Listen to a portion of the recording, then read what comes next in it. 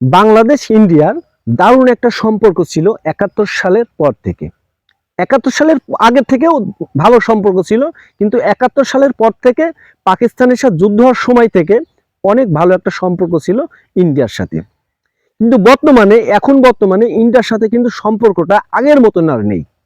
সরকার change হওয়ার পর থেকে, বাংলাদেশের সরকার চেঞ্জ হওয়ার পর থেকে ইন্ডিয়ার সাথে কিন্তু আগের মতন সম্পর্ক আসলে আর নাই। তো এই সম্পর্কটা খারাপের ভিতরেই কিন্তু দুই দেশের ক্রিকেটাররা দুই দেশের ক্রিকেটাররাই একটা ফাইনাল উপহার দিয়েছে দুই দেশের দর্শকদের জন্য।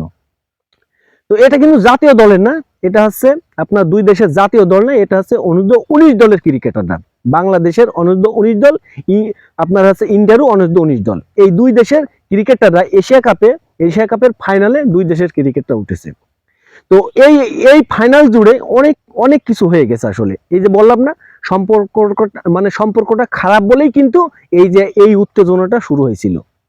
তো ফাইনাল জুড়ে অনেক অনেক রকম কথা হয়েছে, যেমন ইন্ডিয়া বাংলাদেশ যদি আছে জাতীয় দলেরও খেলা হয়, এতটা কিন্তু উত্তেজনা হয় না, কিন্তু এই 19 দলের ক্রিকেটারদের নিয়ে অনেক উত্তেজনা হয়ে গেছে।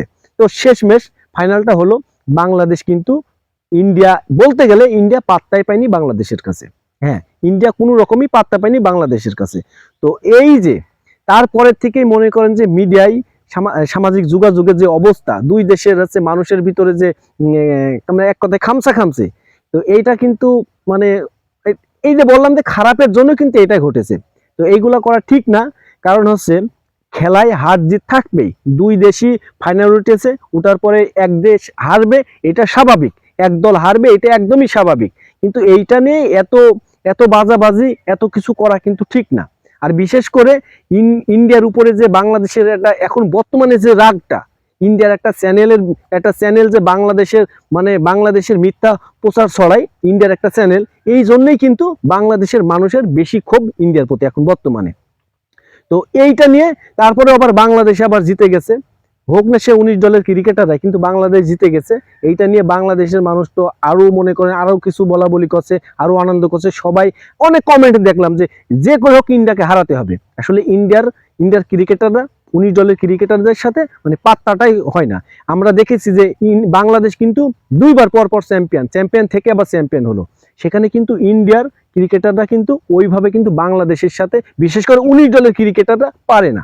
এর আগেও আমরা বিশ্বকাপ জিতেছি, এর আগে বিশ্বকাপ জিতেছে বাংলাদেশ 19 দলের ক্রিকেটাররা ইন্ডিয়ার কাছ থেকেই। তো ইন্ডিয়া যে 19 দলের ক্রিকেটার, বাংলাদেশের যে 19 দলের ক্রিকেটার, এইটা কিন্তু আমি মনে করি বাংলাদেশের দলটাই ভালো।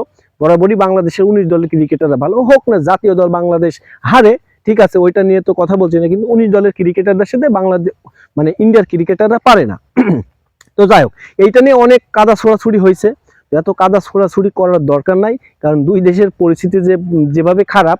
তো আমাদের সরকারের ভিতরে হয়তো বা দ্বন্দ্বতা থাকতে পারে, কিন্তু আমাদের ভিতরে, আমার যে ইন্ডিয়ার যে ভাইগুলো আছে, বাঙালি ভাইগুলো আছে, বা আমাদের দেশের যে ভাইগুলো আছে, এই দুই দেশের ভিতরে, এই সাধারণ মানুষের ভিতরে এতটা খারাপ সম্পর্ক হওয়ার আমার মনে হয় ঠিক না। কারণ সরকারের বিরোধ থাকতে পারে ভাই, সরকার 5 বছর আছে, তা আর 5 বছর পরে থাকবে না। তো এইটা নিয়ে আমাদের সাধারণ মানুষের ভিতরে এতটা আছে খারাপ মন্তব্য, এতটা দেশের বিরুদ্ধে বাংলাদেশ ইন্ডিয়ার বিরুদ্ধে বলছে, ইন্ডিয়া বাংলাদেশের বিরুদ্ধে বলছে, এইটা করা ঠিক না আমার মনে হয়। আপনার সরকারের প্রতি আপনার কাছে রাগ থাকতে পারে, কিন্তু দেশের প্রতি আপনার রাগ না করা উচিত। আমিও সেম, যে ইন্ডিয়ার প্রতি আমার রাগ না করা উচিত, হয়তো বা সরকারের প্রতি আমার রাগ হওয়া উচিত। কিন্তু এইটা দেখি যে দুই দেশের মানুষের ভিতরে এইটা যে সরকারের প্রতি না, পুরো বাংলাদেশের প্রতি ইন্ডিয়ার রাগ, বা ইন্ডিয়ার প্রতি বাংলাদেশের রাগ, এইটা দেখি। তো এইটা করা ঠিক না। সবাই ভালো থাকবেন, সুস্থ থাকবেন।